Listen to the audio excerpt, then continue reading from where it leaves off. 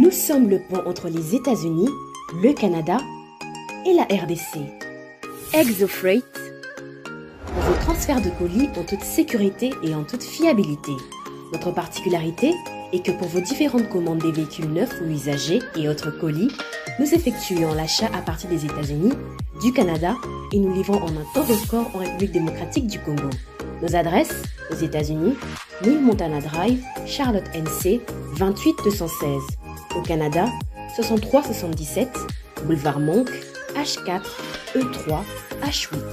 À Kinshasa, au numéro 32, avenue Kitona, quartier Rigini, commune de Lemba, et bientôt à l'est de la RDC.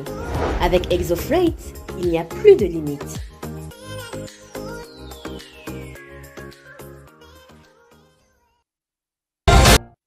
Mesdames et messieurs, bienvenue sur votre chaîne pour suivre cette émission Presse Club. Je vous retrouve après un temps où nous avons pu prendre l'envol pour nous occuper aussi de beaucoup de choses en faveur de la République démocratique du Congo, parce que nous étions dans la suite du vice-premier ministre, ministre de la fonction publique, Jean-Pierre Liaou, et Bouakaloko Lamongalibana, qui était en Belgique pour signer des protocoles d'accord avec le vice-premier ministre belge de la fonction publique dans le cadre de la formation continue des fonctionnaires de l'État, mais aussi les stages que les Congolais devront bénéficier en Europe, plus précisément dans l'administration belge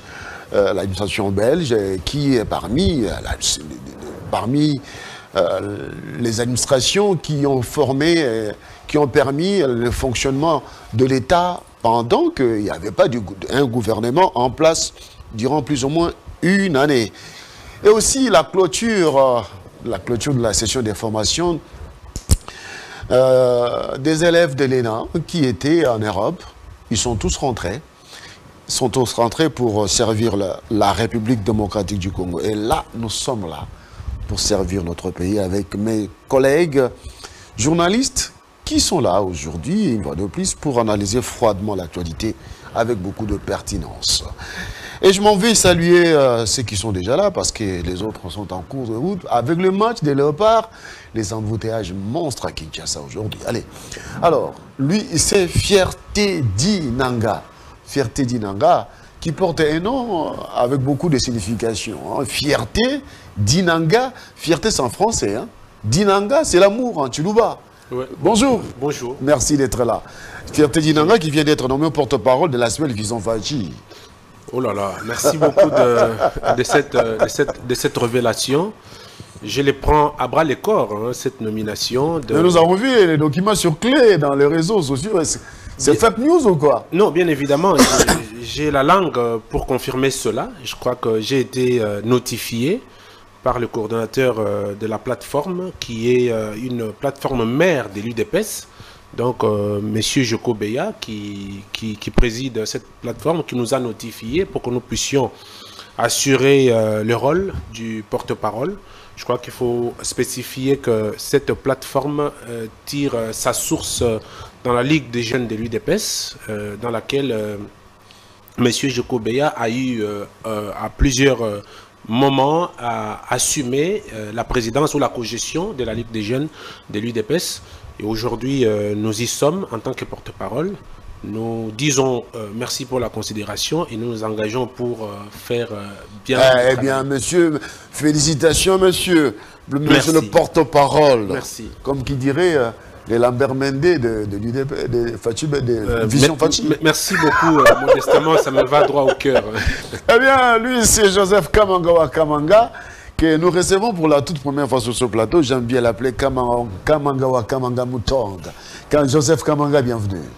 Merci beaucoup, cher Kispen Chiwasso. Joseph Kamanga, journaliste indépendant, mais de plus en plus très présent sur les réseaux sociaux ces derniers temps. Hein. C'est la modernisation. C'est la modernisation, les nouvelles technologies qui s'imposent sur nous. Nous n'avons pas de choix et nous faisons avec. Un peu trop critique, des fois. Pas critique, mais objectif. Objectif. Est-ce que je serais peut-être sur ce plateau dire au chef de l'État ce qui marche et ce qui ne marche pas? Sur les réseaux sociaux, les gens me le reprochent. Par exemple, lorsque j'ai fait allusion à son service de communication, de la présidence. J'ai vu. Et puis les gens croient que... Mais forcément, C'était quoi ces tweets? C'est justement une communication présidentielle qui n'est pas à la hauteur. À court de stratégie, qui n'accompagne pas les chefs dans les actions, que nous-mêmes nous découvrons. Qu'est-ce que vous auriez voulu que ce service de communiqué fasse? On ne peut pas... Pensez qu'il y a il y a beaucoup de choses qui sont faites, mais la communication ne suit pas vraiment. Quand on ne connaît pas, on ne connaît pas. Ah bon? Ouais. Soit c'est de l'amateurisme. On ne peut pas dire à quelqu'un qui connaît ce qu'il doit faire, on l'apprend, non. Le chef de l'État a des réalisations qu'il a faites aujourd'hui, qui malheureusement, la communication présidentielle ne suit pas. Et ce n'est pas à nous d'apprendre à cette communication présidentielle, les stratégies qu'il faille monter pour accompagner le chef. Je crois qu'ils sont payés pour ça. Joseph Kamanga. Ce n'est pas Kamanga Moutonde, mais c'est Joseph Kamanga. Merci, cher Crispin. Gardi Diane, c'est l'habitué de cette émission. Gardi, bienvenue. Merci beaucoup, Crispin. Content de retrouver ces plateaux après un petit moment de trêve. Ouais. Maintenant que vous êtes là, je crois que c'est toujours bien de pouvoir évoquer les questions de la République et content de retrouver la plupart des confrères Joseph Kamanga que je peux retrouver depuis beaucoup trop d'années, parce que les gens ne savent pas, moi et lui, on s'est rencontrés à la RTVS 1 où on a travaillé ensemble. Moi, je l'ai retrouvé à la RTVS 1. Ce sont les anciens de RTVS 1 avant que moi je ne quitte pour aller à Télé 50. Donc, les anciens des anciens de RTVS 1, anciens Télé 50. Et à Fierté d'Inanga. Et à Fierté d'Inanga qui aujourd'hui ne peut plus se prévaloir de son statut de journaliste. Le fait qu'il est devenu porte-parole d'une association politique, monsieur le politique. Mais de toutes les façons, ce plateau, ce n'est pas seulement pour les journalistes. Hein. On peut aussi recevoir les politiques. Que les gens le sachent pour que quand on fait ses analyses, qu'on lui en tienne par rigueur. C'est un politique qui vient faire de la communication, mais objectivement aussi. Voilà. Merci beaucoup, Gardi Diane, toujours très pointu dans ses analyses, très apprécié par la population, par l'opinion, ceux qui suivent cette émission Presse Club. Mesdames et messieurs, nous allons prendre cet élément. Le chef de l'État a annoncé ouvertement la gratuité de la maternité en République démocratique du Congo. Après la gratuité de l'enseignement, c'est la gratuité de la maternité. Eh bien, cette information a été portée sur la place publique avec beaucoup de réactions positives et négatives. Oui, allez, on suit d'abord le chef de l'État, on revient.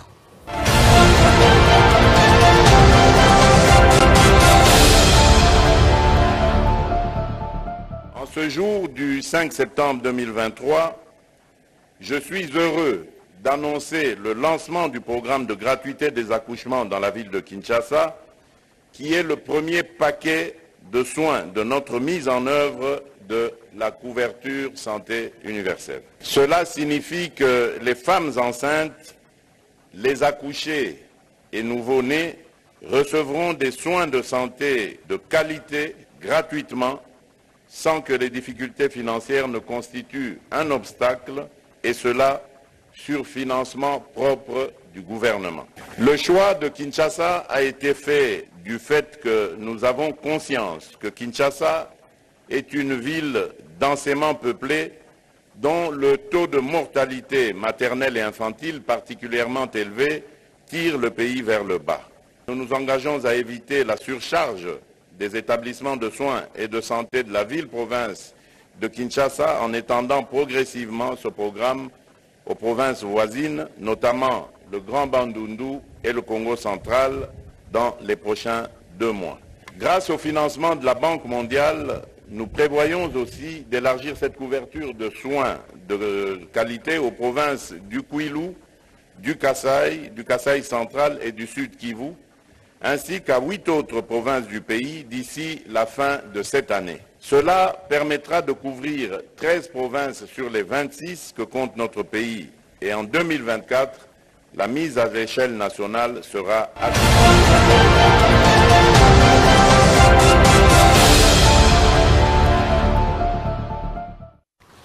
Kinshasa, ville-province, capitale de la République démocratique du Congo, eh bien, va bénéficier d'abord de la gratuité de la maternité. Les Quinois vont se frotter les mains. Eh bien, la maternité gratuite. Joseph Kamanga, réaction? Oui. On se frotte les mains, c'est avantageux, c'est bien pour l'opinion publique. Je ferai ici une lecture très objective. Hein. Je trouve dans le chef, permettez la tautologie, du chef de l'État, cette volonté du changement positif, parce qu'il y a aussi un changement négatif. Après la gratuité de l'enseignement, nous voici maintenant à cette gratuité de maternité et les soins de nouveau-nés. Bravo Félix Tshisekedi.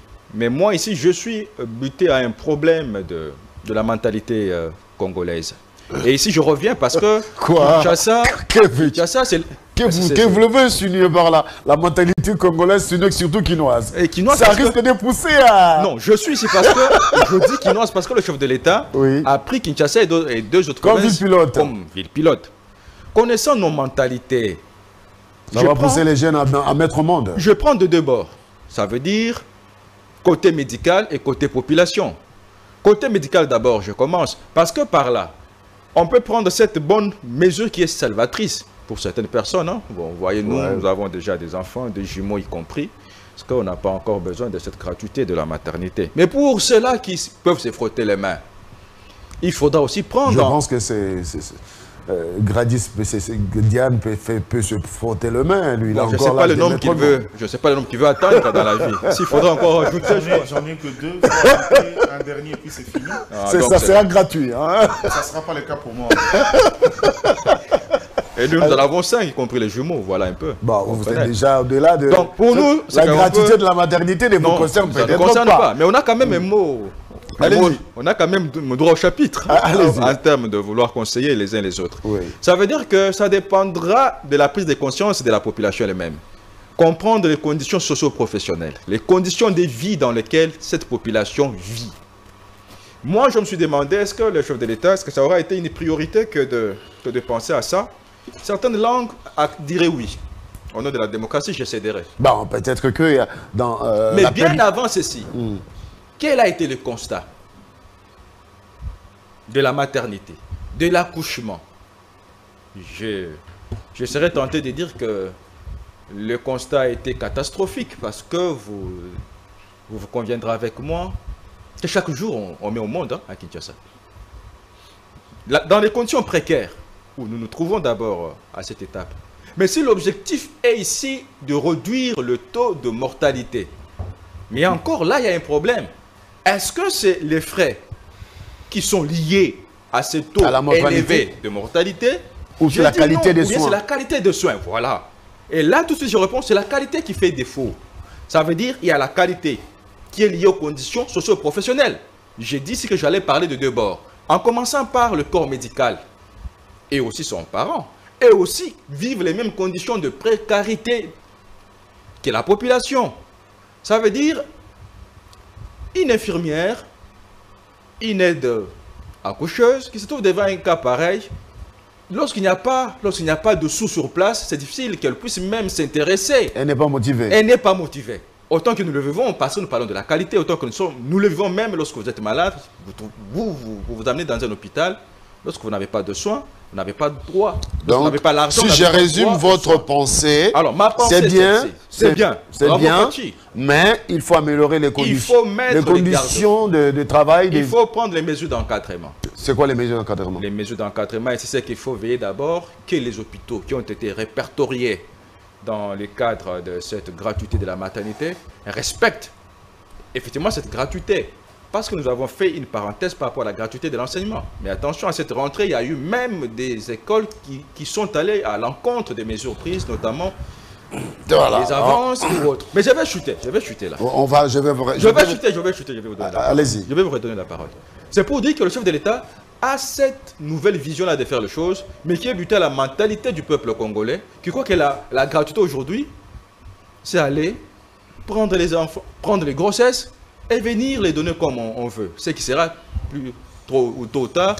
Donc ça peut être mal compris et favoriser un peu une sorte de libertinage dans ce domaine. Et les conséquences pourront être néfastes. Voilà, je donne la parole à Fierté Dinanga. Fierté Dinanga, une bonne décision prise par le chef de l'État où ça peut contribuer à la dégradation, à la délinquance juvénile les jeunes gens peuvent se comporter bizarrement envers les filles d'autrui. Merci beaucoup de la question qui est très pertinente. Il faudrait éclairer la lanterne de ce qui nous suivent par rapport quant à ça. Je crois que la nécessité du besoin dépend de l'intensité de l'effort, dit-on. Avant l'avènement de Félix Tshisekedi à Kinshasa, ou en République démocratique du Congo, excusez-moi, on avait toujours de problèmes d'une forte démographie due à la natalité incontrôlée. Ça, c'est une situation normale ici à Kinshasa. Mais la République démocratique du Congo, en tant que nation, s'est voulue être une nation responsable, indépendante et faire partir des pays qu'on appelle aujourd'hui pays de vieille démocratie. Et pour ce faire, il faut une volonté, mais vraiment volontariste politique. L'arrivée du Félix Tshisekedi, nous avons vu qu'il a voulu que le Congo soit sur le rail et qu'il soit appelé comme pays de vieille démocratie. Bon, écoutez. J'en arrive, oui, monsieur. Mais est-ce que quel est le bien fondé de cette décision? J'en explique. Je vais dire que le bien fondé de cette décision, c'est de pérenniser le bon fonctionnement d'une république responsable. Je vais dire que ce sont des mesures qui sont dans d'autres nations du monde qui, déjà plus de 50 ans, plus de 100 ans, cela est réel. Le Congo devrait aussi emboîter les pas des pays qui se développent par des mesures adéquates. Alors, aujourd'hui... Attendez, allons-y calmement. Gratuité de l'enseignement.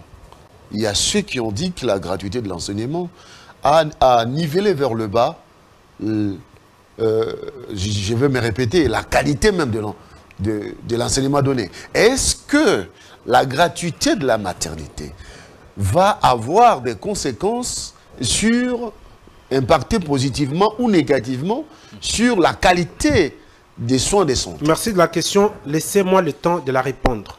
D'abord, je m'inscris en faux par le fait que la gratuité de l'enseignement est en berne. Parce que j'ai tant expliqué cette situation. C'est un dispositif de la Constitution qui n'avait jamais été appliqué, mais que le président Félix Tshisekedi a mis en œuvre. Ça s'appelle une réforme. Cette gratuité de l'enseignement marche, mais il y a ce qu'on appelle les effets induits, dont nous avons la succession de la gestion des personnes qui n'ont pas aimé la République. La construction de 1000 écoles par Matata Pogno. Vous savez, lorsqu'on appelle la continuité des affaires de l'État, c'est un concept qui est réel pour les pays de vieille démocratie. Si Matata aurait construit 1000 écoles, à l'avènement de la mise en œuvre de cette disposition de la Constitution, on aurait passé à autre chose. Mais parce que les effets induits de la gratuité sont les constructions des écoles, la remise à niveau des enseignants, la responsabilisation des enseignants, et tout ça rentre dans ce qu'on appelle effets induits. La gratuité marche. Pour des personnes qui ne veulent pas voir le Congo émerger, ils peuvent inventer des mots quant à ça. On les concède parce qu'ils sont dans leur droit constitutionnel de pouvoir dire la gratuité a favorisé aux enfants congolais de pouvoir aller à l'école, on est d'accord. Bien évidemment. Mais non, je pose des questions en me basant sur le fait. Il y a eu beaucoup d'enfants, beaucoup d'élèves, mais pour combien de classes? Une classe qui avait 50 élèves pouvait contenir 100, 200. Est-ce que là, comment on peut enseigner dans ces conditions? J'ai dit tout à l'heure que les besoins créent l'organe, dit-on. Il y a 1100 élèves dans une classe qui devait contenir 50 élèves. Du coup, parce qu'il y a une volonté politique, les méthodes à solutionner cette problématique sont toujours mises en place par le gouvernement au travers du leadership de la personne qui dirige ces sous-secteurs, Tony Mwaba, qui ne dort pas tous les jours. Il est au four et au moulin pour pouvoir répondre à cette question. Vous vous basez sur le projet de 145 territoires qui va construire des écoles? Mais bien évidemment, monsieur le journaliste, qu'est-ce que vous voulez? Une nation doit se développer par des projets, par des programmes. C'est lorsqu'on met des programmes, on met des personnes qui peuvent les animer à bon escient et qu'on met une volonté politique qui est manifeste par le chef de l'État, Antoine Félix Tshisekedi. Nous voyons que ce sont des choses qui marchent, quand même que je l'ai dit, que la vie est une suite de tentatives qui se soldent par des échecs, mais aussi par des réussites. Alors, le chef de l'État, dans son discours, il dit que la gratuité de la maternité va diminuer le taux de la mortalité infantile. Est-ce que ça sera le cas? Ça, c'est une très grande question et les techniques en même temps. Si le chef de l'État a dit que ça va diminuer le taux de la mortalité, c'est parce que, d'abord en amont, il y a eu une volonté politique qui s'est mise dans la redynamisation des institutions sanitaires. Aujourd'hui, l'ex-Mama Yemo, vous ne pouvez pas y passer, c'est comme une assiette en porcelaine. Donc, ça veut dire qu'à côté de cette redynamisation des structures sanitaires, il y a aussi la remise à niveau de médecins. C'est une volonté purement politique qui se met pour une façon pérenne. Dans la longévité, la nation sera responsable dans toutes ses sphères d'activité. Mais lorsque nous disons, lorsque les gens, j'ai entendu de gauche à droite, que Tshisekedi aurait dit cela pour permettre à ce qu'il y ait des enfants qui se naisseraient de gauche à droite. Mais j'ai dit non, mais écoutez, tout le monde a son comportement. Tshisekedi est une institution. Il porte l'âme d'État. Ce qu'il met en place, ce sont des mécanismes qui resteront pour toujours et qui bénéficieront de la population congolaise. Mais lorsque vous entrez dans un problème éducationnel, ça devient un problème. Donc les familles éduquent leurs enfants et tout le monde a sa façon de voir les choses. Si tu fais des enfants tous les jours, ce n'est pas avant ou après cette disposition que les enfants ne se feront pas. Avant que Tshisekedi ne dise que la maternité est gratuite, les enfants se font tous les jours. Ici, c'est un problème de la prise en charge. Il faut le comprendre avec une préoccupation de l'équilibre. C'est un problème qui a touché la République depuis plusieurs années et qu'il faut qu'il y ait une prise en charge. Vous pouvez bien faire vos grossesses, mais quand vous arrivez à l'hôpital, c'est gratuit et une prise en charge adéquate. Alors, cette dimension-là... Est-ce que ça ne va pas impacter... oui, c'est gratuit, mais on sait comment que la mentalité des Congolais, surtout le corps médical, lorsque c'est gratuit, on vous laisse un peu... ça ne risque pas au lieu de contribuer à la diminution du taux de mortalité, mais d'être à la base de l'accroissement des taux de mortalité. J'ai parlé d'un problème. Le comportement des corps médicaux. Non, j'ai parlé d'un problème de la prise en charge de ce corps médical. Ouais. Les secteurs dans lesquels les chefs de l'État, Antoine Félix Tshisekedi... Non, ce sont des questions qu'on se pose. Je réponds. Il faudra que la mentalité... Je réponds pour dire ceci. Nous, dans la structure dont je suis porte-parole aujourd'hui, Vision Fachi, nous avons l'obligation de suivre les actions du chef de l'État et de l'accompagner. Non seulement l'accompagner, mais nous nous substituons en cadre d'échange, de réflexion, de discussions et de propositions. Quand ça ne marche pas, on propose au chef de l'État, on dit, là ça n'a pas marché, voici les propositions. Il faudra en tenir compte. Je crois que Félix Tshisekedi porte l'âme d'État et pose des actions sensibles à la condition humaine.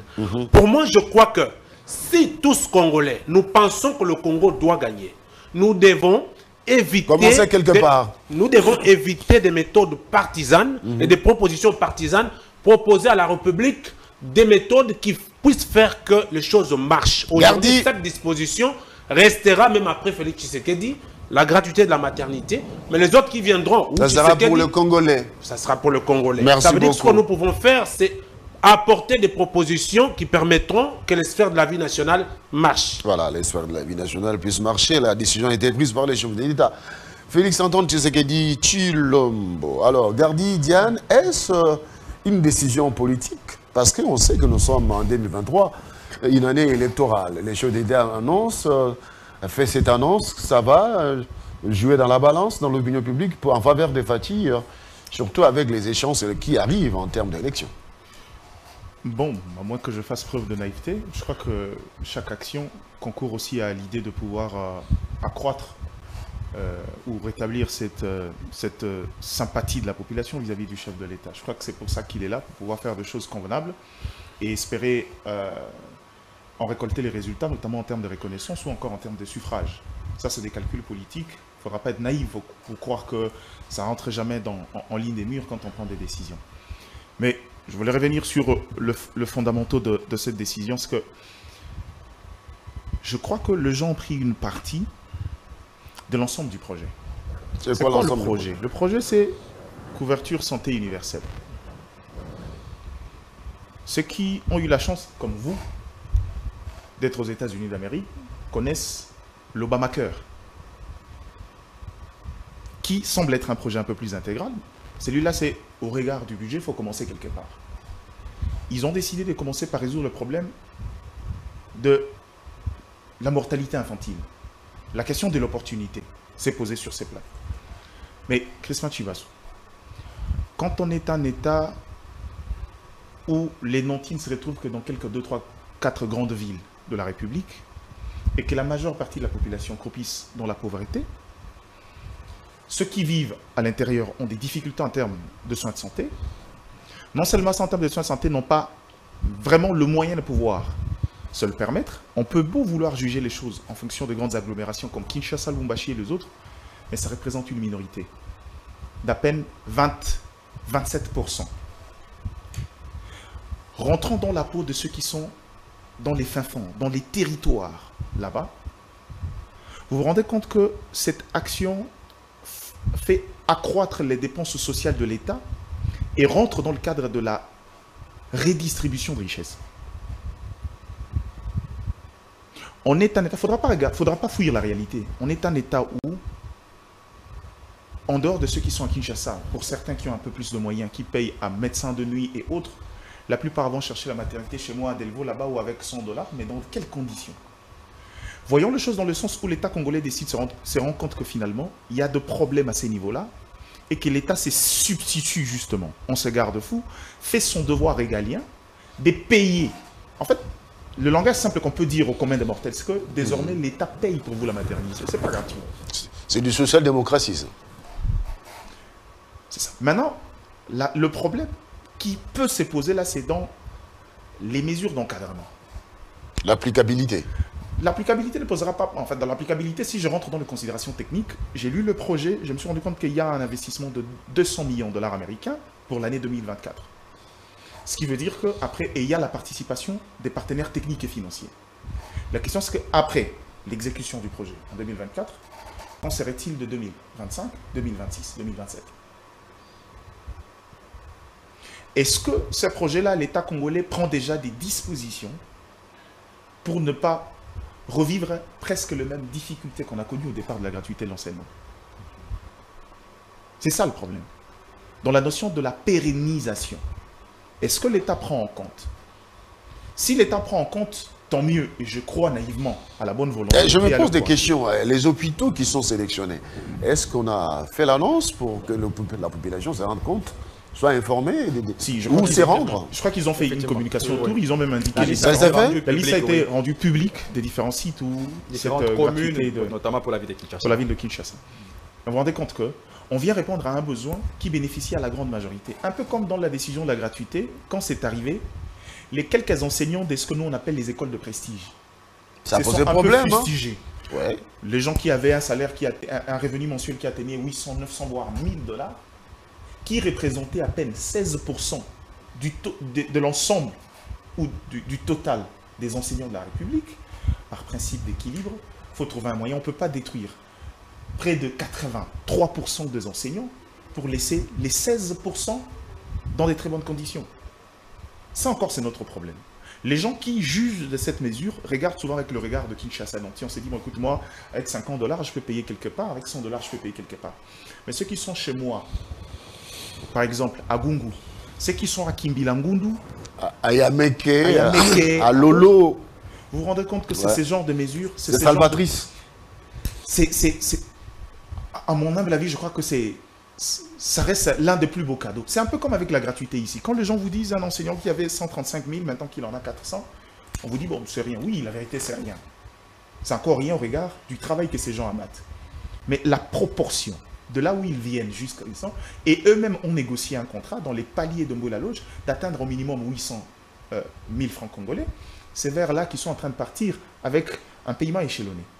Mais je me suis rendu compte le jour où je suis arrivé à l'intérieur, en Équateur. Dans les fins fonds, le 50 000 francs de la prime de brousse, quand j'ai vu comment les enseignants, on faisait des calculs, quand j'ai vu des enseignants ajouter même des maîtresses ou de femmes, à cause de ça, je me suis rendu compte que bon, parfois quand vous voulez juger de quelque chose, ayez un regard global de la chose. Dans le fond, on peut dire, il y a beaucoup de vérité dans ça. Quand on connaît la culture de Congolais, on est déjà parmi les pays où le taux de natalité est exponentiel. On est au-delà de la moyenne africaine. Nous, on est à 3,3%, alors que la moyenne africaine, c'est de 2,5%. Ça, c'est une réalité, c'est une vérité. Maintenant, le problème, c'est que comment ferions-nous pour pouvoir... Déjà qu'on a, avec l'aide des partenaires techniques et financiers, pendant 10 ans, fait la campagne de planification familiale. Ma foi, aller demander aux hôpitaux combien de fois les familles planifient les naissances. Exactement. C'est presque pas respecté parce qu'on est dans une autre culture. Ouais. La planification est aussi, à mon sens, c'est vrai que ça aide, Mais ce n'est pas dans l'ADN. Chez nous, regardez, on est bon tout. C'est le pauvre qui met le plus au monde que le riche. Alors, comment travailler cette on peut dire que Fatou Béton a frappé bien. Croyez-moi, arrêtez de regarder sur Kinshasa, vous vous rendez compte que c'était une véritable réalité. Quand on vous disait qu'à Kinshasa, il y a aussi la périphérie, Maluku. Même si on va juste à Maluku ici. Oui. Non, à Maluku encore, il y a des centres que je connais. Des centres. Mais les niveaux de vie, les niveaux de vie, c'est peut-être moins que ceux qui sont à Gombe, mais ils ont quand même un bon niveau à Kinshasa. Mais je vous dis que quand vous regardez cette réalité-là, le problème ici, c'est comment faire pour retravailler la culture de gens, pour faire comprendre aux gens que mettre au monde ne suffit pas. C'est quand vous donnez à un enfant, vous lui dites, bon, l'enfant naîtra gratuitement, il fera l'enseignement primaire gratuitement. À ces niveaux-là, si le travail psychologique et de la communication et de la sensibilisation n'est pas fait convenablement, le Congo a déjà un problème de démographie. Je dis problème parce qu'en temps normal, de mon regard d'économiste, c'est plutôt un avantage. Okay. C'est un marché. Mais quand on a un contexte économique tel que le nôtre, ça devient plutôt un problème que d'être un avantage. Et je crois que ça mérite. La Chine s'est permis pour devenir la Chine de pouvoir aller même s'immiscer dans des questions privées des foyers, limiter le nombre de naissances. Parce que la démographie est un élément, est un facteur essentiel dans les décisions économiques. Si on n'y prend pas garde, on va être absorbé. Déjà que on ne sait pas aller dans les politiques à moyen terme. Alors, on quitte d'un budget de 6 milliards, maintenant on est à 16 milliards. Les dépenses restent les mêmes. Le Congo est toujours cet État qui, un peu comme les Congolais qui vivent, les citoyens moins nantis, les Congolais lambda, tout ce qui produit la journée, c'est pour manger, emprunter les pains, pour revenir refaire encore. Le jour où il tombe malade, c'est l'ensemble du ménage qui a un problème. Ça, c'est une réalité économique de notre pays. Il faudra qu'on y tienne compte. Il faudra que les gens aident à ces niveaux. Voilà, le gouvernement congolais avec le président de la République, Fachi, Félix Antoine Tshisekedi Tshilombo, on peut dire qu'il a hérité d'un lourd passif. Le gouffre était tellement profond que chaque action posée semble être minime, mais ça vaut son pesant d'or. Cette fois-ci, nous allons parler des fonctionnaires. Oui, quand on parle Congo, distribution de la richesse de la République démocratique du Congo, ça passe aussi par les fonctionnaires. Et les fonctionnaires seront en commission paritaire ce lundi, et la convocation a été faite par le vice-premier ministre de la fonction publique, Jean-Pierre Liaou, suivant cet élément. À la lueur des... Dans le cadre du dialogue social permanent voulu par le chef de l'État, Félix Antoine Tshisekedi Tshilombo, le vice-premier ministre, ministre de la fonction publique Jean-Pierre Liaou, a procédé à la convocation des travaux de la commission paritaire gouvernement bon syndical de l'intersyndicale nationale de l'administration publique INAP le jeudi 2 septembre 2023 en son cabinet de travail avec la direction de l'INAP élargie aux membres. Au nom de son Excellence, Monsieur le Premier ministre, chef du gouvernement, j'annonce après plusieurs rapports officiellement la convocation ce lundi 11 septembre 2023 de la commission paritaire gouvernement et banque syndicale de l'INAP, l'intersyndicale nationale de l'administration publique, afin d'évaluer les engagements qui ont été pris précédemment entre les deux parties. Ce pour l'intérêt des agents et fonctionnaires de l'État. Aussi dans la droite ligne de la vision du président de la République qui place les dialogues sociaux au centre de toutes les préoccupations. Au cours de ces travaux, le gouvernement et les banques syndicales de l'INAP vont procéder à l'évaluation des différents engagements pris par les deux parties afin d'adopter des résolutions qui vont consolider les avancées déjà réalisées pour l'amélioration du social des agents publics de l'État. En réaction, le président de l'INAP, Fidel Kiyongi, a salué la convocation de ces assises. Nous informons tous les agents et fonctionnaires de l'État que la commission paritaire tant attendue depuis le mois de juin sera ouverte lundi 11 septembre 2023 à 14 h à l'hôtel Sultani. Nous allons évaluer avec le gouvernement nos accords antérieurs. Est-ce que les partis ont tenu? Est-ce que les accords ont été respectés ou pas? Nous allons voir ça. Et aussi, il est prévu de nouvelles revendications ou de nouvelles demandes pour les agents. Mais principalement, c'est l'évaluation des accords signés depuis que l'INAP est INAP. Avec la convocation de ces travaux, le gouvernement démontre sa volonté, celle de rencontrer le cahier des charges de l'INAP pour un avenir meilleur des agents publics de l'État sous le leadership du chef de l'État, Félix-Antoine Tshisekedi Tshilombo.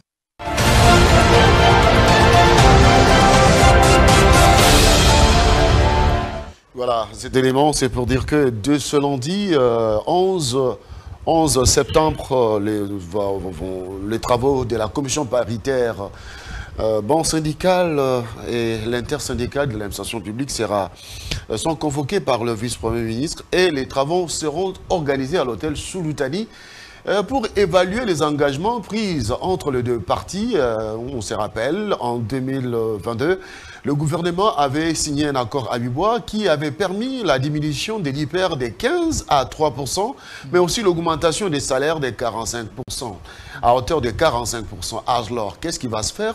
Est-ce que le huissier va atteindre les $100? Question marque. On se pose la question. Et j'accorde la parole à Gardi Diane, on vient de suivre cet élément. Les fonctionnaires seront en commission paritaire. Qui dit commission paritaire, ce sont des discussions. Discuter sur le bien-être des fonctionnaires. Okay. Discuter sur les conditions de travail, des salaires des fonctionnaires. Discuter sur comment les fonctionnaires peuvent réellement bénéficier des ressources de l'État, de la distribution des richesses de la République démocratique du Congo. Merci pour la question. Je crois que la première des choses, c'est que quand vous parlez de justement la mesure de la baisse de l'IPR, fait partie rentre dans le cadre des mesures d'allègement dans la prise en charge des agents d'administration publique. Mais maintenant, je crois qu'au-delà des mesures d'allègement, il faudra passer à la vitesse supérieure. Il faut prendre des vraies mesures de promotion. J'ai toujours dit aux gens, aucun État dans le monde ne s'est développé sans son administration publique. Or, l'administration publique congolaise, depuis des décennies, était devenue juste une caisse de résonance. Une caisse de sécurité où la plupart des gens qui entraient, pas vraiment dans l'esprit professionnel, mais chaque Congolais se disait, dès que j'ai mon numéro matricule, c'est-à-dire que Moutorbo Tolanga Azate, Mwanambongo à l'État. Nous connaissons les légendes sur l'administration. On ne travaille pas, on entre à 11h, on joue au jeu de dames, et puis après à 13h, on disparaît. Mais quelle doit être la première des mesures pour pouvoir faire en sorte de redynamiser cette administration publique? C'est aussi justement ces dimensions-là, pouvoir remettre de la valeur à ces métiers. Or, mettre la valeur, c'est quoi? C'est aussi la notion de la rémunération. Les gens ne le savent pas, mais quand on est bien rémunéré, le métier devient attrayant. C'est un peu comme le métier d'enseignant. Pourquoi les enfants ne rêvaient pas? Pourquoi les Congolais ne rêvaient plus d'être enseignants? Parce que c'était un métier presque paupérisé. Seuls les gens qui adhéraient à un certain niveau, à certains postes, mais pas se contenter de leur salaire, mais parce qu'ils savaient que quand j'accède à certains postes décisionnels, j'ai circuit à quelques cours, rétrocommissions et autres, on a presque terni. Le bonheur avec l'actuel gouvernement, c'est que la culture de l'échange et des discussions permanentes. Et je me réjouis du fait que le dialogue, bon, c'est pas encore social à ces niveaux-là, mais je crois que le dialogue permanent entre justement les autorités et les membres de l'administration, mais surtout les représentants des agents par l'intersyndicale, fait partie des mesures que moi j'estime être très prisant pour pouvoir permettre à ce qu'on puisse dénouer la plupart des problèmes qu'on a eu en interne. Et je crois ici que dans l'initiative du ministre Eliaou, discuter et connaître le besoin des gens permet à une autorité de pouvoir apporter des solutions et une politique efficace. Parce que j'ai l'habitude de dire aux gens, si parler est un besoin, écouter est un art. Un bon dirigeant, c'est lui qui sait écouter, interpréter et agir. Et je crois que pour moi, c'est une réunion, c'est une aubaine. Un peu comme à l'EPST où aujourd'hui il y a de la calmie. Les grognes, il y en avait presque tout le jour, du lundi au vendredi, les gens criaient. Aujourd'hui, l'EPST, il y a au moins de la calmie, il y a la paix, parce qu'il y a ces cadres permanents. Quand on établit un contact direct avec les gens, ça permet à ce qu'il y ait compréhension et communication. Mais le plus important dans ça, au-delà des mesures que le VPN, l'administration de la fonction publique a annoncé, je crois que maintenant, il est de l'essor de pouvoir de l'État, particulièrement le circuit financier de pouvoir l'aider. Le Congo, je l'ai dit ici, je veux cesser de le répéter, est un État dont sa structure économique est défaillante. C'est une économie qui dépend principalement des causes exogènes. Or, le Congo a des valeurs différentielles. On nous chante ici le changement de paradigme. Il nous est difficile d'aller dans des réformes structurelles comme à ces niveaux-là, au niveau de l'administration publique, sans que l'économie ne suive. Et j'espère que quand le VPM Liaou va en discussion avec l'intersyndicale, il doit savoir que c'est lui le visage d'autorité, dès qu'il ressort de cela, ce que les gens vont attendre de lui, c'est des solutions définitives. Il a déjà prouvé une bonne volonté dans beaucoup de choses qui ont changé jusqu'à aujourd'hui. Maintenant, le problème, c'est qu'il faudra aller jusqu'au bout. Et j'estime, moi, naïvement peut-être, j'ai lui accorde du crédit parce que j'ai un faible pour le ministre et jeunes qui sont dans ces gouvernements, qui font un travail excellent et qui nous représentent valablement. Et c'est pourquoi ils ont toujours et ils auront toujours... Mais quand vous dites il faudra que les circuits financiers puissent lui faciliter la tâche, c'est-à-dire... Je veux vous transmettre un problème, c'est qu'aujourd'hui, ni t'étaient les efforts du ministre Tony Mwaba, on n'aurait pas eu le résultat des examens d'État. Ah bon? Oui, parce que depuis 2 sessions, les correcteurs, les inspecteurs qui corrigent, mais également les prestateurs, les surveillants des examens d'État n'ont jamais été payés. Il vous souviendrez ici qu'il y a eu un débat ici, Tony Mwaba aurait détourné l'argent des gens, alors que c'était une pomme de discorde qui, l'IGF voulait que ça soit par circuit bancaire.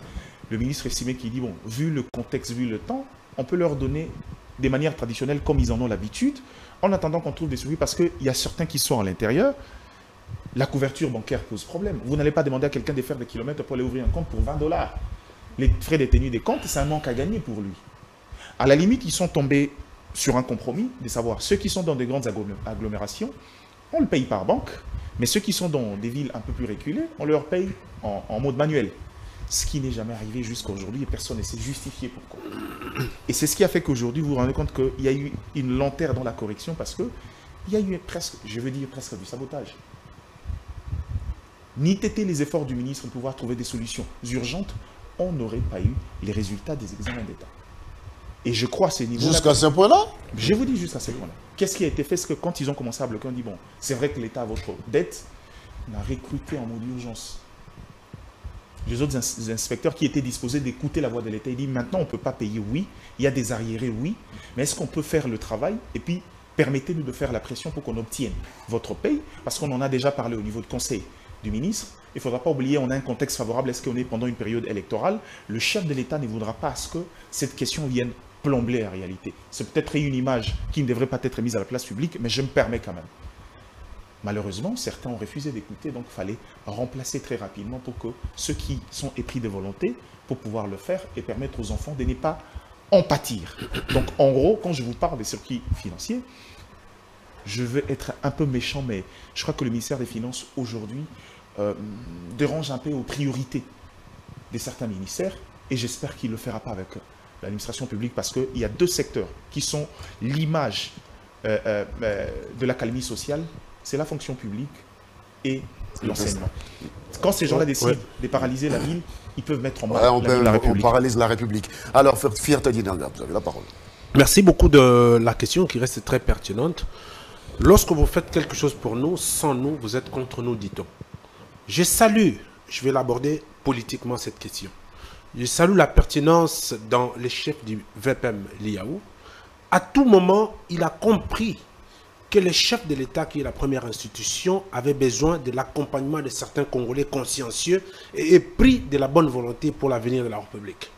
Lorsqu'on est nommé ministre, parfois c'est nos familles qui fêtent et les autres ignorent que c'est une charge. Ce n'est pas une festivité, c'est un devoir vis-à-vis de la nation.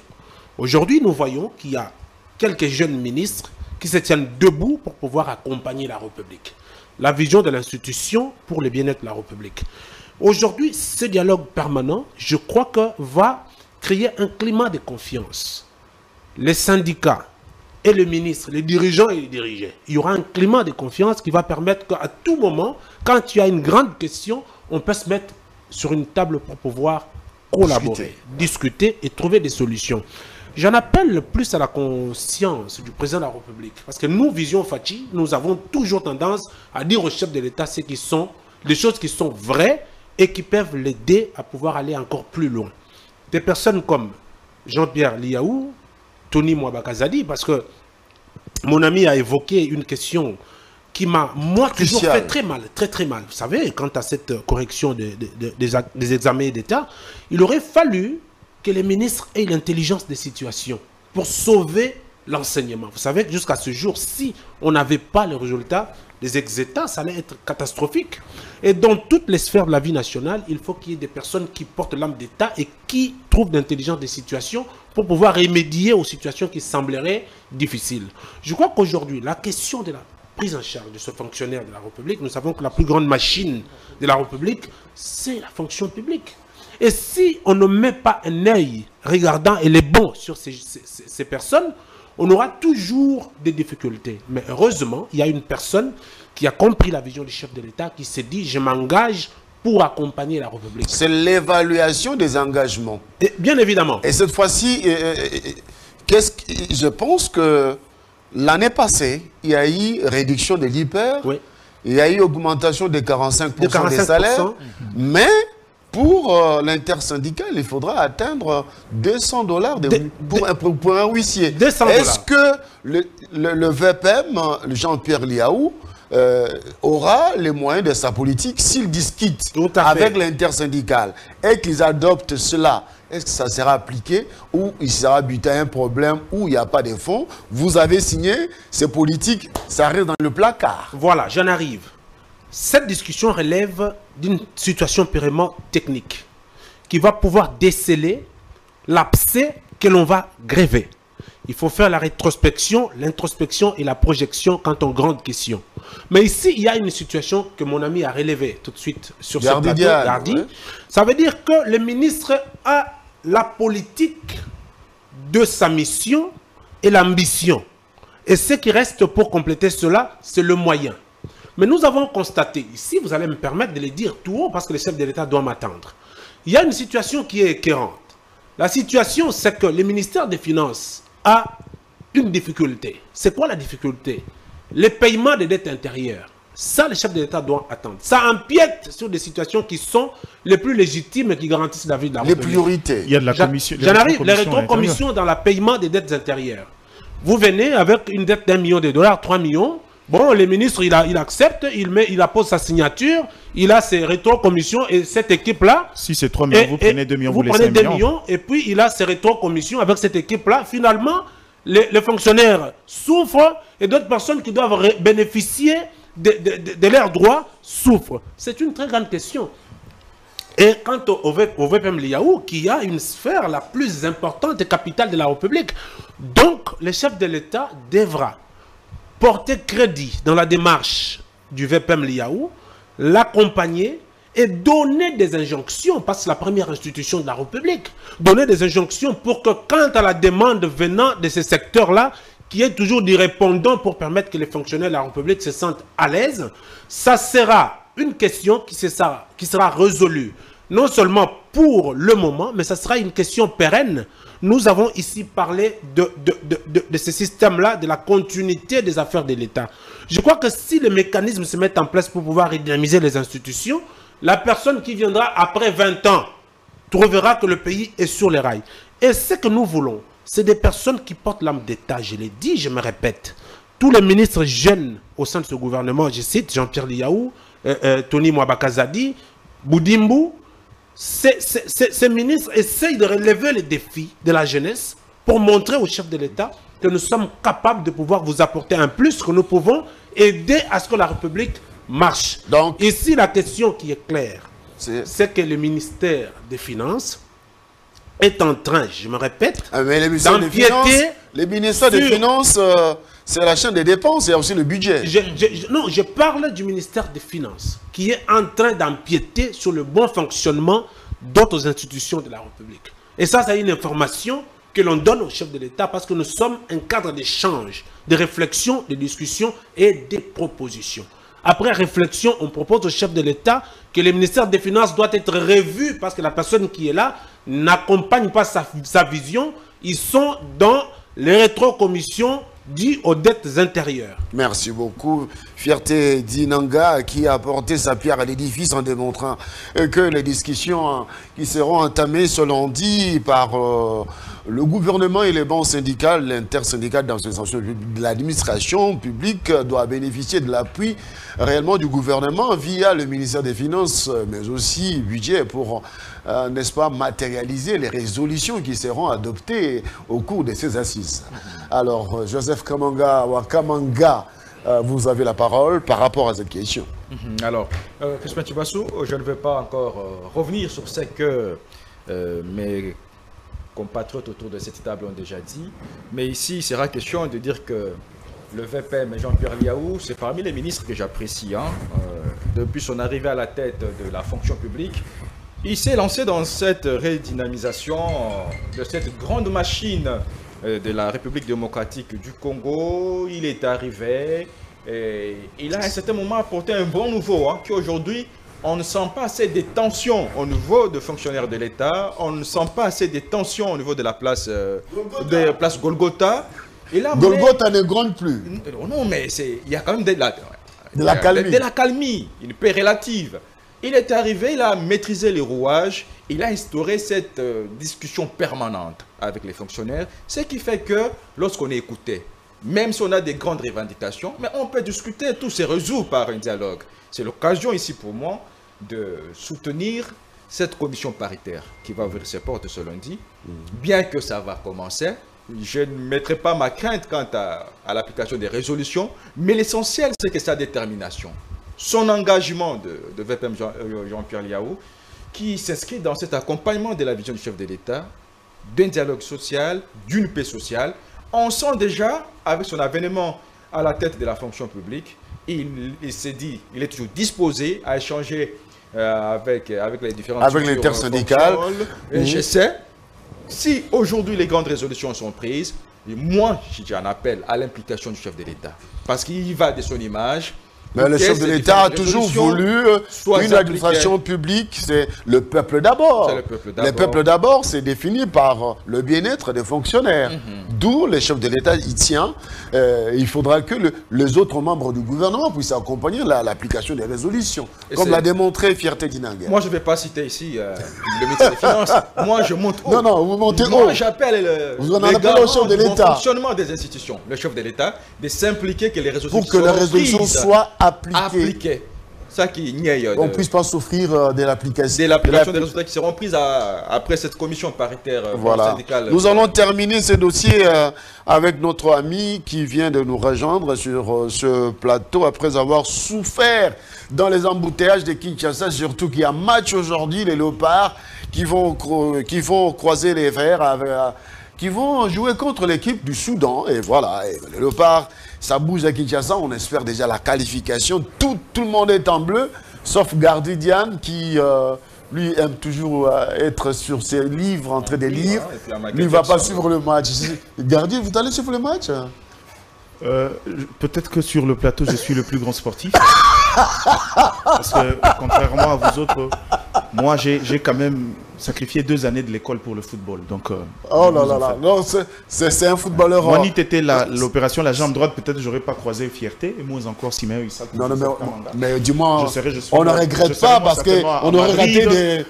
Non, mais si j'étais on aurait raté des analyses pointues. Voilà. Mais moi, j'aurais des millions en poche. Exactement. J'aurais des millions en poche. Alors, nous recevons Issa Koyi. Siméon, bienvenue. Merci. Après avoir souffert dans le rue des Merci, Crispin Tchobassou. Effectivement, j'ai sérieusement souffert. Oh, vous avez laissé la voiture, vous avez pris la moto. J'ai laissé la voiture, j'ai pris la moto. Les grandes artères de Kinshasa sont bouchées. Vraiment. Bouchées. Des embouteillages monstres parce que les Léopards vont affronter l'équipe soudanaise. Et donc, déjà d'emblée, nous ne pouvons qu'encourager notre équipe qui va arracher sa qualification aujourd'hui. Il faut déjà le dire que mathématiquement parlant, nous sommes déjà partis. Il nous faut seulement un point parce que nous avons juste besoin d'un tout petit point. Il ne faut pas perdre ce match. Voilà, on a juste besoin d'un point pour que nous soyons nous, on a un qualifiés. Mathématiques. Hein. Déjà... on est premier. On est premier avec 9 points. Du groupe avec 9 points. Ça prouve que nous sommes déjà partis. Nous attendons la rencontre des jours. Donc, toutes les bonnes chances à nos Léopards qui vont nous représenter. J'ai vu la garde républicaine déployée autour pour la sécurité. Autour du stade des Martyrs pour la sécurité. Parce que certainement le chef de l'État, il y sera. Donc, ça sent ça que il adore le premier des Congolais. Ah ouais, c'est le premier supporter des Léopards, monsieur. Et donc, merci de l'invitation. Ouais. Je suis heureux de rejoindre l'équipe bien qu'en retard. Ouais, c'est bien. Cette fois-ci, on va prendre cette information qui vient de tomber. Le journaliste Boujakira serait arrêté en rapport avec... la problématique du dossier de l'assassinat de Chéribin. Au Kende, on va prendre ces tweets, oui, nous allons lire. C'est Siméon d'abord, c'est Siméon Issako qui a tweeté Maintenant, la RDC, voilà, les journalistes Stani Boujakera et Tchamala arrêtés pour avoir fait circuler des fausses nouvelles dans les dossiers de l'assassinat de Chéribin Okende. Je vous accorde la parole. Pourquoi avoir tuté? Cette information est vraie? Oui, il y a des versions des faits.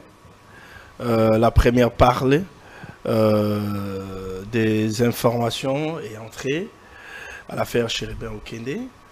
On dit qu'il a publié sur Jeune Afrique un rapport qui remet en cause le renseignement militaire. On a tous lu cet article de Jeune Afrique qui remet sérieusement en cause le travail du renseignement militaire. Il y a des officiers qui ont été cités. Il est arrêté ou bien il est interpellé? Il est interpellé. Okay. Il est interpellé.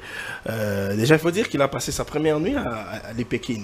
Et je crois bien qu'il est déjà en pleine audition. La deuxième version des faits évoque ces sujets et entrer à la situation de l'Est. La situation de l'Est.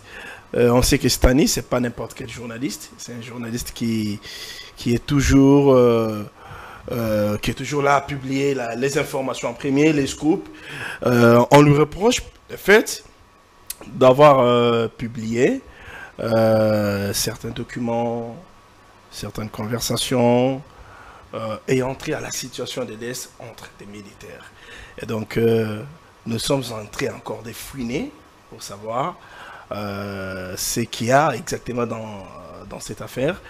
Nous attendons la communication officielle des Jeunes Afrique, mais aussi des actualités précédées, parce qu'il faudra dire qu'il est directeur de publication. Actualité l'a fait depuis hier soir. Oui, Actualité n'a pas donné les motifs de son arrestation. Ils se sont juste limités à condamner cette arrestation et à exiger sa libération immédiate. Mais sinon, les informations que nous avons sont liées à ces deux faits-là.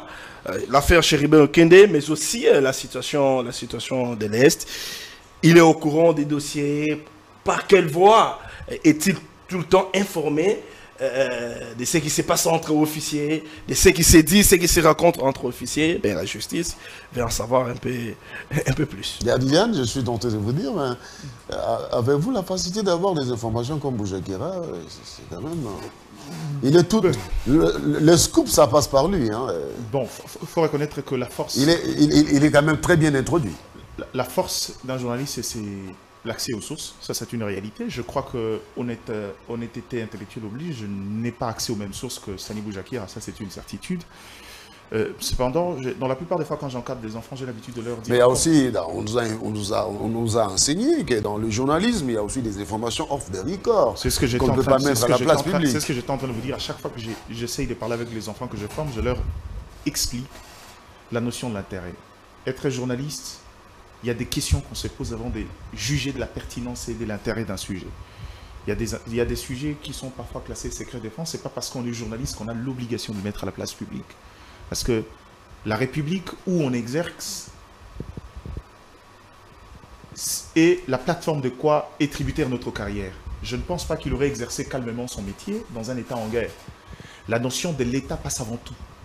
Et ça, il faut le savoir. Je n'ai pas beaucoup de maîtrise dans le fond sur le dossier Stani Boujakera. C'est pourquoi moi, je voulais rester sur le terme. Ouais. Je crois qu'il a été interpellé. Ce que je peux juste me poser la question, c'est que s'il était déjà tracé par le service, pourquoi attendre qu'il arrive à l'aéroport pour pouvoir le prendre? À la limite, c'est une interpellation. Il faut le prendre à sa résidence, là où il est, calmement. Il est interpellé comme renseignant, comme témoin, comme... Ça encore, le sait pas. Mais je crois qu'au regard des éléments mis à la place publique par Siméon et les autres, je crois que ce n'est pas en tant que renseignant, mais je crois que c'est plutôt lui. Alors Siméon aussi est bien introduit, parce qu'il y a un autre tweet que Siméon a publié. La vérité, c'est que quand vous parlez d'être introduit, oui. Je vais quand même faire un constat. Ça peut être malheureux ou heureux pour les gens, je ne sais pas. Malheureux pour Isako? Non, je ne sais pas. On va finir et puis chacun va tirer les draps de son côté. Isako, faut être pris. Je me suis rendu compte que finalement, oui.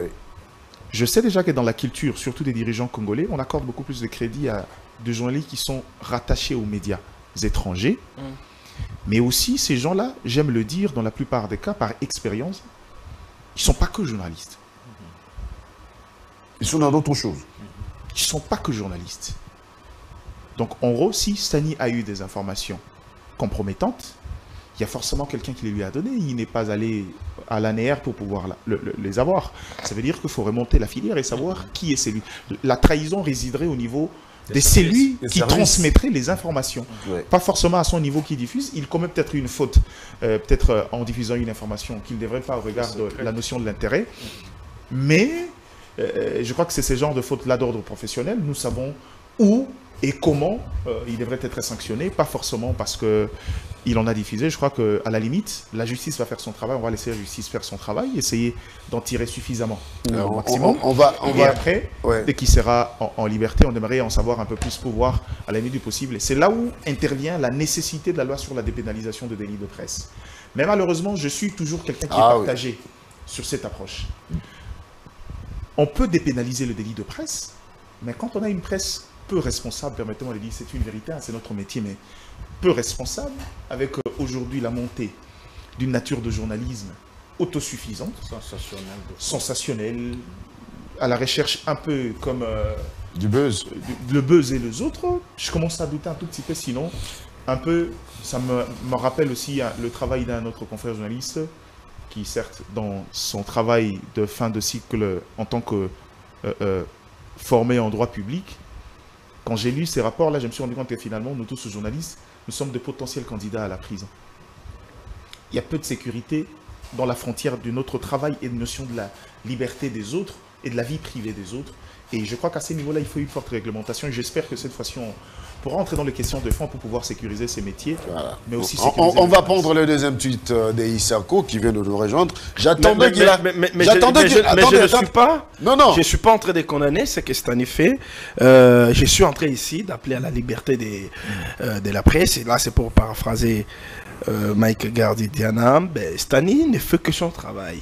On lui donne des informations, on met des informations à sa disposition, tout ce qu'il a comme travail. Il y a des informations, il y a question d'intérêt, il y a des informations off the record. Si on met à ma disposition, je me mets à la place des Stani, si on mettait à ma disposition un rapport bouillant comme ça, il y a toujours, il faut comme celui sur l'autocensure, il faut de l'autocensure. Comme celui sur l'assassinat de Cheikh Okende, il l'aurait mis à la place. Je l'aurais mis à la place publique. La question, êtes-vous sûr de votre source? C'est ça le problème. Si lui estime que sa source est sûre, si c'est une source, le problème n'est pas je prends les rapports, je les mets à la place publique. Mais en quoi sa responsabilité est engagée, d'autant plus qu'il a fait son travail? Non, à ce niveau-là, je crois que le fait que... C'est là que je condamne, c'est là que je condamne. Il est l'élément détonateur, le service voudront avoir, parce que c'est lui qui a diffusé l'information. C'est auprès de lui qu'on pourra remonter la filière et savoir exactement qui est la vraie personne. Mais il n'est pas obligé de dénoncer sa source. Par le secret professionnel. C'est là que j'aimerais condamner. Protégé par le secret professionnel, bien sûr, mais il a évoqué une question de cette manière sanctionnelle de faire les choses. Aujourd'hui, la plupart des journalistes cherchent les léviathans. C'est le pouvoir, c'est le monstre. Quand il y a des gens qui se compromettent, qui mettent des choses comme ça, j'en appelle à cette interpellation. J'ai dit, la justice doit faire son travail. Et savoir sa source. Et la liberté de la presse dans tout ça. Écoutez, voilà. Ici, mon ami l'a dit.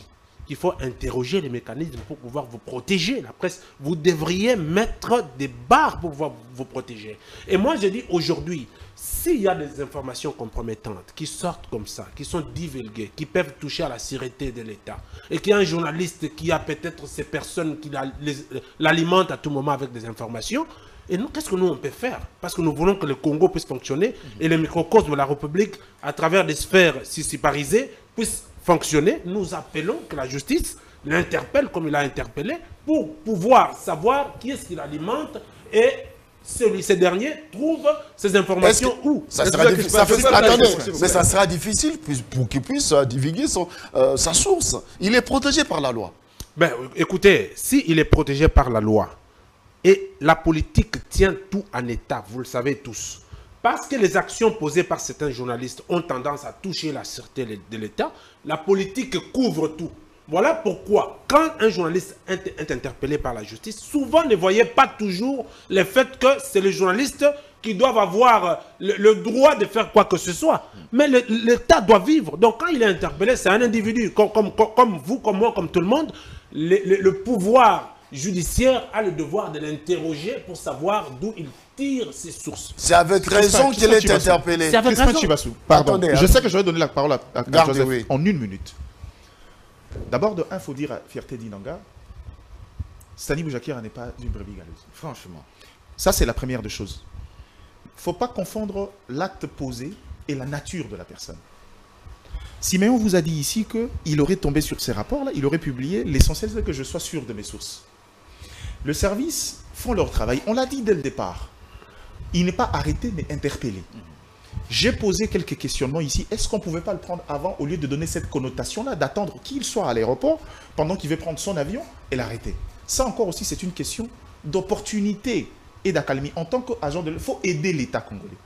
On est dans un contexte très difficile où, quand ces choses se passent ici, dans cette période des réseaux sociaux, on est dans la période de la post-vérité, les gens vont se raconter à gauche et à droite.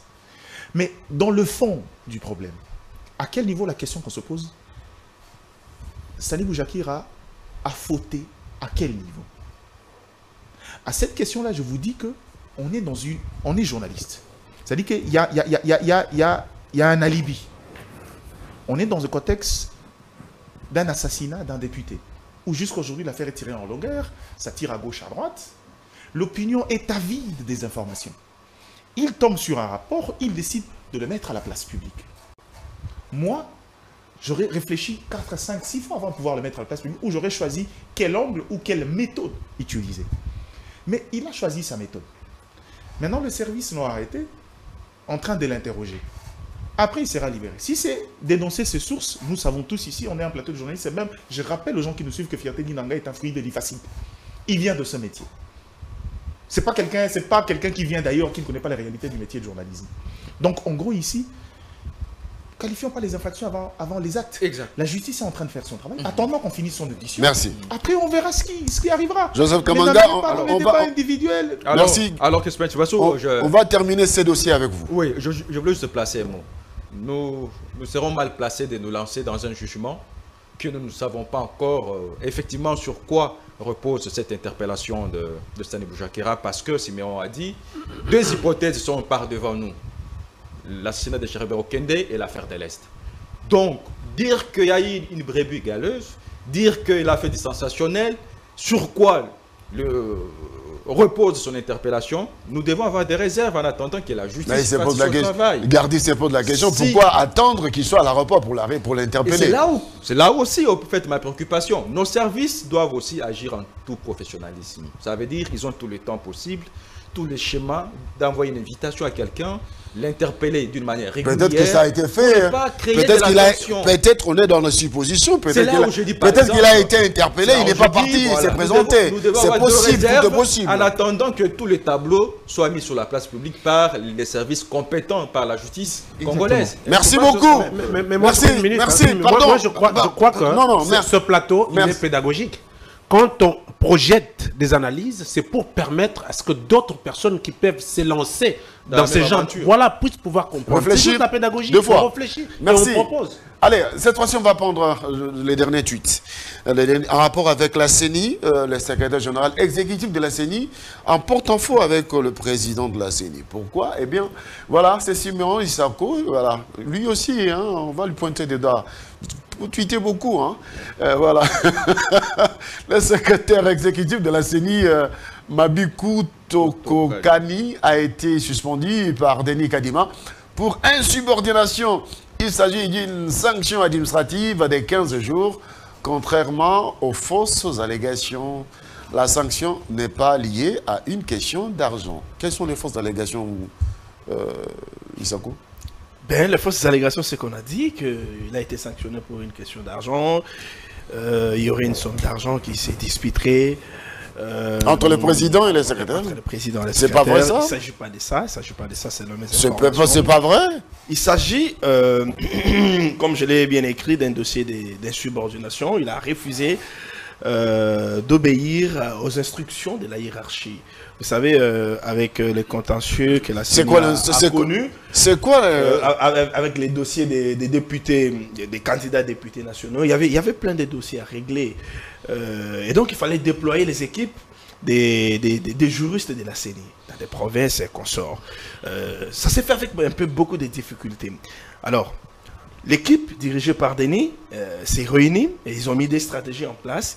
Il fallait cette fois-ci, avec les candidats députés provinciaux, déployer des équipes costauds en province.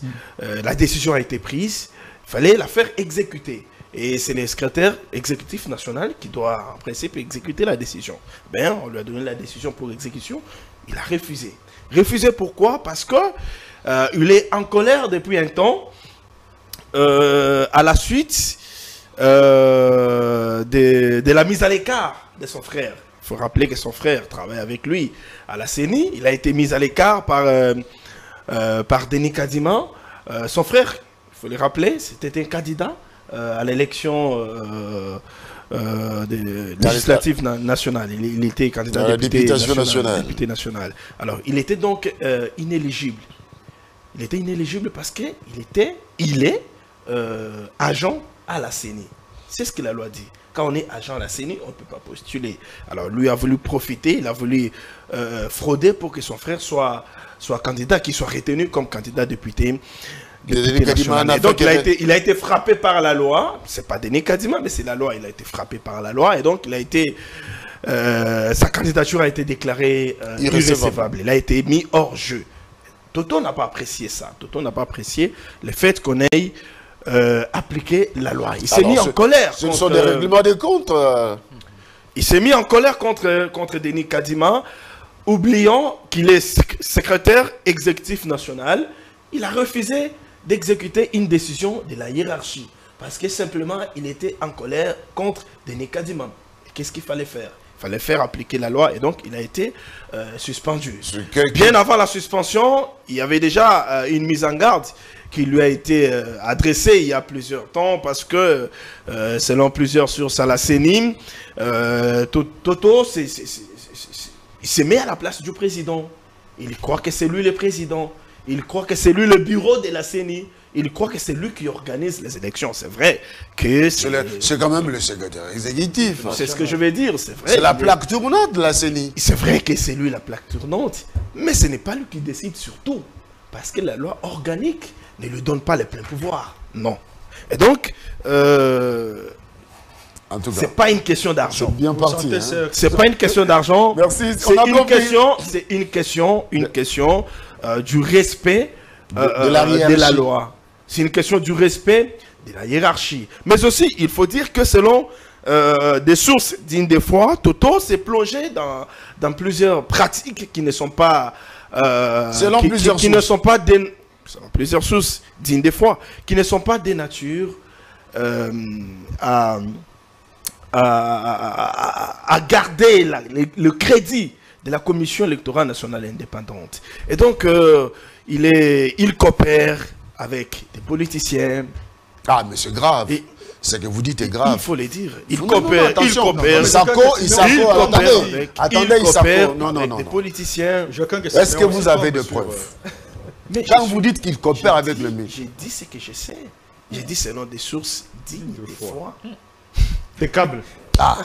En tout cas, il coopère avec des politiciens. Pour faire quoi? Il coopère avec des candidats. Dans quel but? Des candidats députés nationaux. Dans quel but? Des candidats députés provinciaux. Dans quel but? Ben, on dit qu'il promet. Il sera en train de promettre déjà la députation nationale. Il promettrait déjà à ses candidats de réagir. Allez-y un peu, je n'ai pas fini. Non, mais quand même. Donc, il s'est versé dans des pareilles pratiques. Ces pratiques qui, à la longue, pourraient remettre en cause la crédibilité du processus électoral. Et donc, une occasion pour interpeller les bureaux de la CENI, les membres de la plénière de la CENI, pour qu'ils puissent ouvrir l'œil et répondre sur ces messieurs qui risquent de remettre en cause la crédibilité du processus électoral qui, jusqu'ici, n'est pas encore entaché. Selon les sources dignes de foi. Merci beaucoup. Je crois que bon, Siméon a ses sources, mais il faut dire la vérité aux gens. La CENI aujourd'hui revêt un caractère très délicat aux yeux de l'opinion publique. Je pense qu'à la limite du possible, quand arrivent des sanctions de ce genre-là, la CENI fait le travail de communiquer en premier. Vous avez 2 minutes. Oui, pour éviter que justement les gens interprètent à gauche et à droite.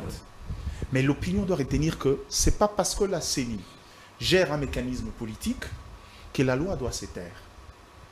En tant que président, le règlement lui donne la possibilité, la même mise de pouvoir réglementer, parce qu'aujourd'hui, c'est vrai, le secrétaire général, le secrétaire exécutif peut être une plaque tournante importante. Mais c'est lui qui répond aux actes de la CENI. C'est le président. Quand vient le moment de débandade, c'est généralement des gens qu'on épargne et que tout retombe sur la tête du président. C'est aussi le secrétaire exécutif qui se présente devant la Cour constitutionnelle pour défendre la CENI. Vous parlez du contentieux. Oui, mais c'est vous, j'ai dit, l'administration, c'est lui. L'administration, c'est lui. Et alors? Mais c'est ce que je vous en train de vous dire ici, quand vient des moments de débandade, quand vient des moments de représailles, il répond. C'est pas lui. Mais on a l'impression comment combat de coq, là. Qu'est-ce qui ne va pas? Ça peut être un combat de coq. Regardez, je vous ai dit qu'on est dans un contexte très délicat. Au-delà des éléments que Simon a évoqués ici, le problème il voulait imposer un candidat qui a été frappé, non pas par Denis Kadima, mais par la règle des jeux. Pour lui, c'était une forme de représailles. Le fait qu'il est secrétaire exécutif... Un candidat, tu restes son frère. On peut rien lui refuser. Vous voyez, à cette dimension-là, moi, je pense que je dois tirer l'attention plutôt de l'opinion. Parce qu'on est dans une... Ça sonne mal. C'est ça le problème. Ça discrédite même l'image de la CENI. C'est le problème. C'est ça le problème. Attendez, vous allez... Permettez-moi de finir, vous allez parler. Quand vous dites ça sonne mal, c'est justement là où j'arrive au niveau de l'opinion. Parce que l'opinion doit savoir que, malgré le fait qu'il gère le processus électoral, c'est une structure qui a de règles et de jeu. Et la régularité, la sérénité dans l'exercice de leur mandat revient aussi dans la possibilité de ces bureaux de pouvoir sanctionner ceux qui sont en dehors du cadre. Donc il ne faudra pas à chaque fois qu'on sanctionne quelqu'un, on a l'impression que non, c'est un règlement. Donc vous voulez dire que le président Kadima a voulu préserver la dignité de la CENI? C'est dans ses attributions. C'est dans ses prérogatives. C'est-à-dire qu'il a le droit, quand il y a un membre qui s'écarte, que quelqu'un vienne contredire pour dire que non, il a fait dans un cadre non réglementaire, on est d'accord. C'est là où il faudra que l'opinion soit préparée à ces gens. C'est une structure qui a de règles, mais seulement en interne aussi. Je crois que je vais dire à Siméon, la période est très délicate. La cohésion faudra pas exposer les dissensions internes. Vraiment. C'est là où je voulais aussi... Il ne faudra pas exposer les dissensions internes. Je crois aussi que c'est peut-être un type frustré, c'est logique. Et dans son devoir, dans son leadership, en tant que chef des corps, le président Denis Kadima a l'obligation de pouvoir parfois anticiper et comprendre et résoudre le problème d'une autre manière. Utiliser une bonne politique. Il ne faudra pas qu'on prenne cette histoire-là, il ne faudra pas ériger ce type-là en protagoniste de Denis Kadima. Il ne fait pas le poids, il ne le fera pas. Donc en gros, il a exercé son pouvoir, mais dans son management, il a l'obligation de pouvoir gérer pour que ces genres de problèmes n'éternisent pas l'image. Et je crois qu'il va le faire. C'est là où j'étais en train d'arriver pour dire... C'est là où j'étais en train d'arriver pour dire face à l'opinion. Je crois qu'à tout moment, quand on bave, on a toujours tendance à mettre l'opinion avant les balles. Donc cette opinion-là est intelligente aussi. Elle doit comprendre. C'est une structure d'appui à la démocratie qui a des règles et lois qui régissent ces dernières. Et donc, aujourd'hui, qui que vous soyez... Fierté. Mais moi, je me situe ici à la place de la population, à la place de l'opinion publique, qui voit ces spectacles désolants entre le président et le secrétaire, et puis les révélations faites par Isako. Non, attendez, on va se poser des questions de la crédibilité même Non, attendez, parce que quand Isako affirme qu'il y a des sources dignes des fois, que le secrétaire exécutif est en train de coopérer avec les politiques en les promettant des sièges, c'est très délicat. Ça veut dire voilà pourquoi j'ai dit. Voilà pourquoi j'ai dit. C'est très délicat et cela n'affecterait à jamais la crédibilité de la CENI. Pourquoi? Parce que cette grande machine qui est régie par les lois et règles, le numéro 1 a senti l'odeur de ses bévues. Il a sanctionné. C'est ce que l'on doit faire par quelqu'un qui gère une telle structure. Je veux dire que les choses qui se font, ce n'est pas seulement ici au Congo. L'opinion doit comprendre que les bévues se font partout. Et la sanction existe parce que cette structure est réglementée. Et surtout que la corruption est dans l'ADN de Congolais. Et aujourd'hui, écoutez, surtout ce qu'Issako a dit tout à l'heure, il dit qu'il serait en train de collaborer avec des politiciens. J'aurais entendu, moi également, hors d'état de nuire maintenant. J'aurais entendu, moi aussi également, qu'il y aurait, entre guillemets, un système qui s'appelait encodage. Ça veut dire que vous, candidats, vous voyez un technicien de la CENI, il prend votre numéro qui vous sera donné, il vous code, mais finalement, quand les autres gens voteront peut-être pour Mike, et ça passe chez toi, tu atteins le seuil, tu es élu. C'est possible. Je peux vous dire que ça, c'est une fausseté. Ça n'arrivera pas. Mathématiquement, c'est pas faisable. C'est pas faisable. Je les ai entendus. J'ai dit, qu'est-ce que nous pouvons dire aujourd'hui? La sanction, elle est méritoire. Si le monsieur se comporte mal, il doit être mis hors état de nuire. Peut-être que c'est une sanction de mise en garde. Il se voit qu'on permis. Attendez, Joseph. Je voudrais ici, moi j'analyse la question avec froideur. Parce qu'apparemment, nous nous reposons tous sur l'hypothèse que Issako a donné. Mais d'autres langues, d'autres versions parlent de l'argent, d'une somme d'argent qui avait été décaissée. On parle d'1 million à 2 millions de dollars. Décaissé par qui? En termes de fonctionnement, frais de fonctionnement de la CENI. Ce qui aurait posé problème entre les deux personnalités. Ah, les frais de fonctionnement ce qui aurait posé problème. Je mets au conditionnel. Qui aurait posé problème entre les deux personnalités. Provoquer des dissensions. Mais je voudrais aussi que pour question d'éthique et de la crédibilité de la CENI, ça n'aura pas été intéressant que cette question soit mise sur la place publique. Et surtout, c'est la question qu'il faut se poser, qui a mis la question sur la place publique. Lorsque Siméon insiste que des sources c'est lui qui a mis l'affaire à la place publique. Des sources dignes de foi auraient trouvé dans le chef du secrétaire exécutif national quelqu'un qui coopère avec les politiques. Non, s'il vous plaît. Pendant que nous savons que la même CENI fait encore l'objet aujourd'hui de controverses, de contestations, nous ne devons pas encore plus allumer le feu. Mais je sais que c'est une question que l'on devra prendre avec beaucoup de pincettes. Question d'éthique dans le chef du secrétaire exécutif national de la CENI. Question d'argent, mais je sais qu'il y a quelque chose qui louche entre les deux. Mais nous ne devons pas encore jeter beaucoup de discrédit sur l'institution CENI qui nous organise les élections, les bons que nous attendons, au lieu que nous l'enfonçons encore davantage. En tout cas, moi, je crois qu'on doit le dire clairement. Qu'est-ce qui se trouve au fond? Rien n'est louche. Rien ne se trouve au fond dans cette affaire. Rien n'oppose le secrétaire exécutif national au président Denis Kadima. Si ce n'est que le respect des règles. Le respect des règles. Je l'ai bien dit sur ces plateaux. Le secrétaire exécutif national se croit tout permis. Il donne des injonctions à quiconque. Je vais même plus loin pour dire qu'il manque du respect même à certaines autorités de la CENI. Il faut le dire comme ça clairement. Donc il se croit tout permis. Donc il a un problème d'éthique. Il a un problème d'éthique. Au-delà du fait que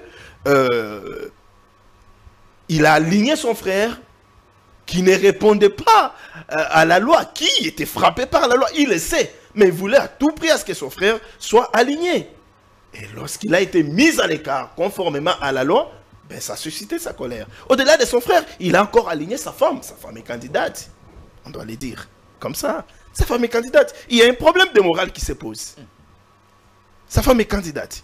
Ça veut dire qu'il est préparé peut-être, je peux le dire comme ça, à avoir ses députés à lui, à avoir ses gens à lui. Et face à ça, s'il rencontre quelqu'un qui lui oppose la loi, qu'est-ce qu'il va faire? Il va crier tel qu'il est en train de le faire. Il va utiliser les médias pour diaboliser la personne. Et malheureusement, malheureusement, la personne a diabolisé, c'est Denis Kadima.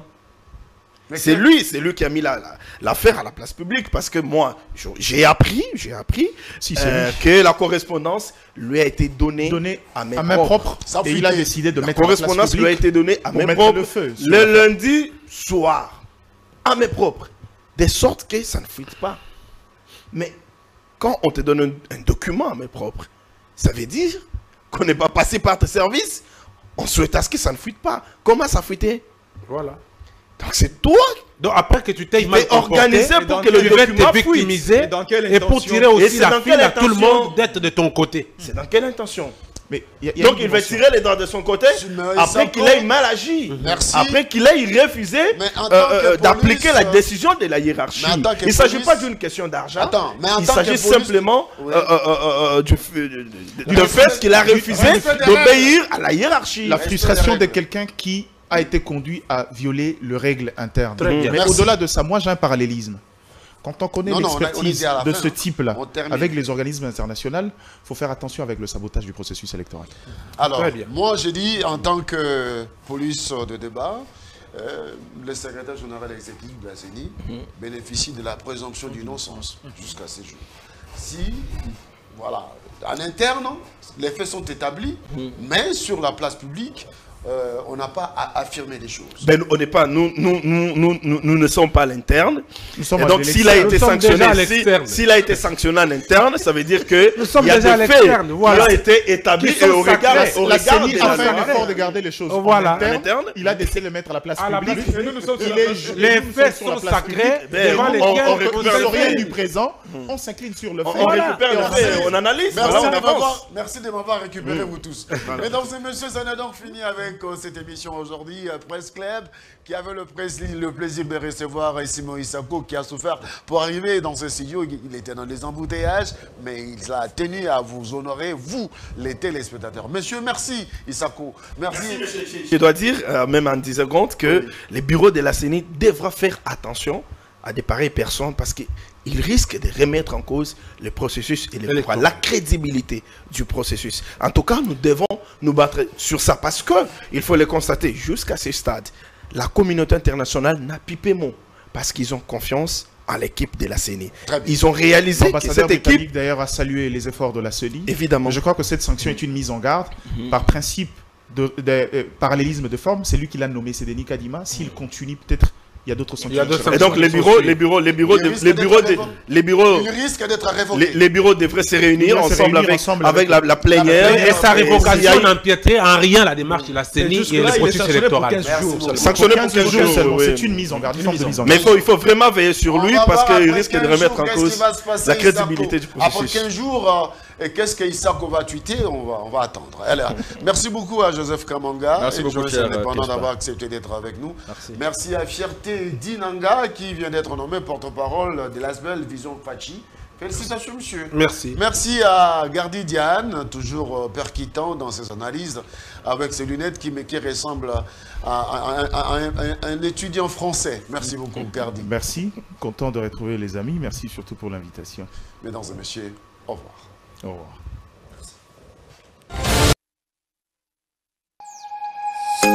Nous sommes le pont entre les États-Unis, le Canada et la RDC. ExoFreight, vos transferts de colis en toute sécurité et en toute fiabilité.